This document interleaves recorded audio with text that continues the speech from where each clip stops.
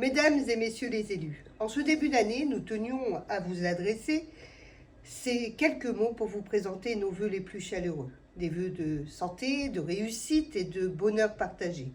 Pour vous et vos proches. Vœux également de paix, de fraternité et de solidarité entre les hommes, quand la guerre tonne aux quatre coins de la planète et sur le sol européen. Cette nouvelle année s'annonce lourde d'incertitudes pour les habitants de notre département ainsi que pour le tissu économique et associatif local qui subissent de plein fouet une inflation sans précédent depuis des dizaines d'années. Les collectivités, votre collectivité, ne sont pas épargnées, elles aussi qui connaissent les pires difficultés à boucler leur budget. La hausse des coûts de l'énergie est absolument insupportable, les dépenses augmentent, les recettes fondent comme neige au soleil, et l'effet ciseau est dévastateur pour les finances locales. La loi de finances 2023 n'est malheureusement pas de nature à arranger la situation. L'utilisation répétée du 49.3 a balayé les quelques avancées adoptées par le Sénat, comme le rétablissement de la CVAE et l'indexation provisoire de la DGF sur l'inflation, au mépris de la représentation nationale et des élus locaux.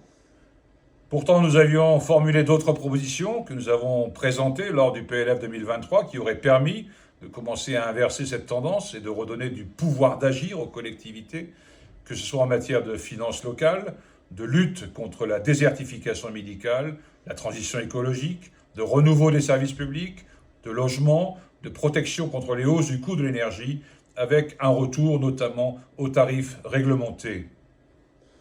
Nous continuerons, bien entendu, demain à défendre avec force les collectivités territoriales, qui sont le véritable socle de notre République.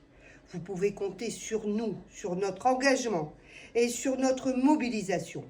Nous resterons d'ailleurs à votre entière disposition pour continuer à échanger et à avancer.